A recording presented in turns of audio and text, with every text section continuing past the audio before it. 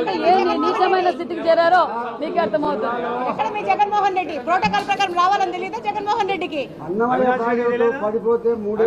Meeting జరుగుతుంది రావాలని తెలియదా? ఎల్లు రాయ్ చేతనైతే సాక్షి పేపర్ సత్తా ఉంటే రాయి. మేము అడుగుతున్నాం, సాక్షి పేపర్ సత్తా ఉంటే జగన్మోహన్ రెడ్డి మీటింగ్ అటెండ్ అవ్వలేదు, జగన్మోహన్ రెడ్డి భయపడి అటెండ్ అవ్వలేదు, అవినాష్ రెడ్డి భయపడి అటెండ్ అవ్వలేదని రాయి ఈ పేపర్ లో. అంటే ఏ నీచమైన స్థితికి చేరారో మీకు అర్థమవుతుంది. ఎక్కడ మీ జగన్మోహన్ రెడ్డి ప్రోటోకాల్ ప్రకారం రావాలని తెలియదా? జగన్మోహన్ రెడ్డికి మీటింగ్ జరుగుతుంది రావాలని తెలియదా? ఎల్లు రాయ్ చేతనైతే సాక్షి పేపర్ సత్తా ఉంటే రాయి.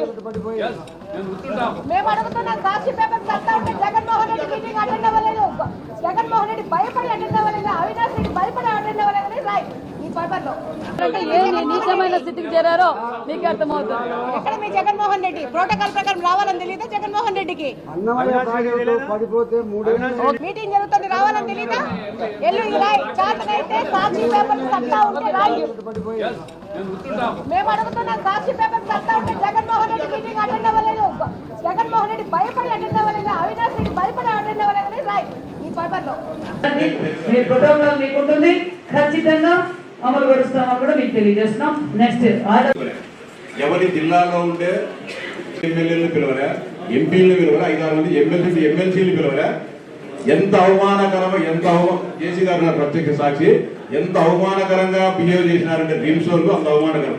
ప్లస్ ఇంకా క్యాథలాగ్ ఓపెనింగ్ అప్పుడు ఓన్లీ సత్యకుమార్ యాదవ్ గారు సూపరింటెండెంట్ గారి పేరు రాసుకొని ఓపెనింగ్ చేసినారు. అంటే మా పేర్లు రాయాలో లేకుంటే మేమే రాయాలనేది గొప్పతనం కోసం రాయడం లేదు. మేము చీఫ్ గెస్ట్ కూడా స్థానికంగా కడపలో ఉన్న ఎమ్మెల్యేను నా పేరు కూడా రాయకుండా ఎమ్మెల్సీ గారు కూడా అటెండ్ అయ్యారు, వాళ్ళ పేరు కూడా రాయకుండా. కదమ్మా మీ డ్యూటీ కదా, ప్రోటోకాల్ మెయింటైన్ చేయాలి కదా, ఎందుకు చేయడం లేదు? చెప్పండి అమ్మా ఏంటి? ప్రజలు చారిత్రాత్మకమైన తీర్పు ఇచ్చినారు. కడప పట్టణంలో తెలుగుదేశం పార్టీ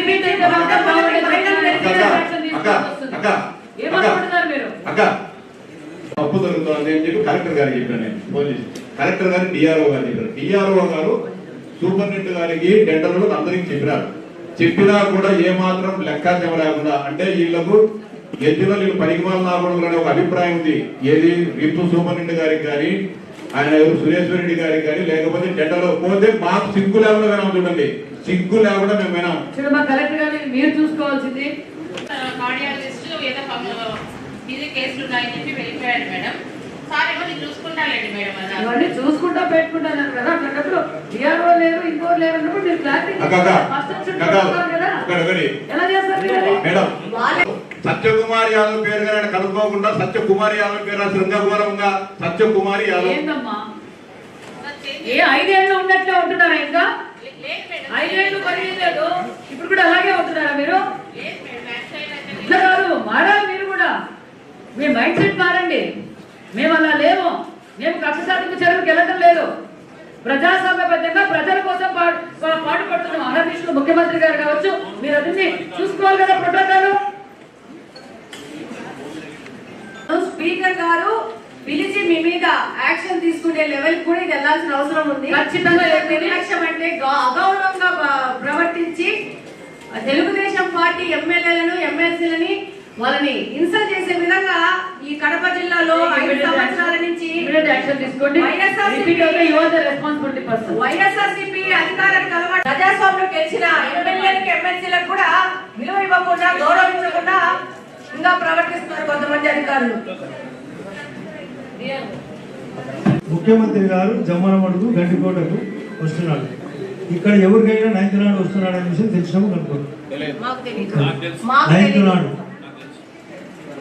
ఈ రోజు 5th ఇమీడియట్ గా అందరూ మేము ఎక్కడికి పోయినా కూడా ముఖ్యమంత్రి గారు వచ్చినప్పుడు ఒక సభ జరుగుతుంది. దానికి జనాలకు అందరికీ తెలియాలి, మాకు తెలియాలి. ఇది కనీసం తెలియకుండా ఉంటే, ప్రోటోకాల్ తెలియకుంటే ఎట్లా? సభ చట్టం చేసేంత వరకే మేము పరిమితమా, బయట మేము పరిమితం కాదా?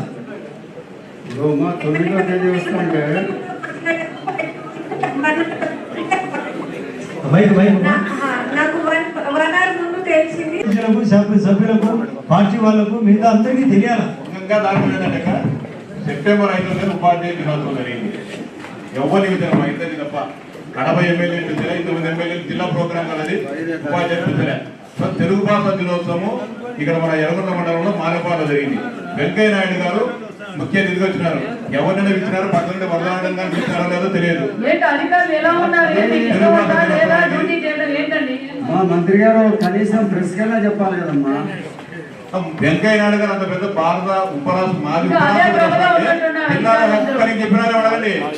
అధికారులు ప్రోటోకాల్ ఏంటి, ఇంకా 5 ఏళ్ళు పనిచేయాలో ఏం జరుగుతుందో అదే ఆలోచనలోనే ఉన్నట్టున్నారు. మీరు మారాలి, మారకపోతే సివియర్ యాక్షన్ తీసుకోవాల్సి వస్తుందని రెస్పాండ్ అయ్యారు. కానీ సపోర్ట్ చేయాలి కదా అక్కడ. మన ప్రోటోకాల్ వెంకయ్య నాయుడు గారు వచ్చినప్పుడు ప్రోటోకాల్ ఏమైంది? మా ముఖ్యమంత్రి గారు ఈ జిల్లాలో ఏమైనా ప్రత్యేక రాజ్యాంగం రాసుకున్నారా? 100 hours లో రాబోతుంటే అందరికీ తెలిస్తే ప్రోగ్రామ్ ఏదన్నా ఉండే కూడా మార్చుకొని ముఖ్యమంత్రి గారు వచ్చినప్పుడు అందరూ అటెండ్ అవుతారు.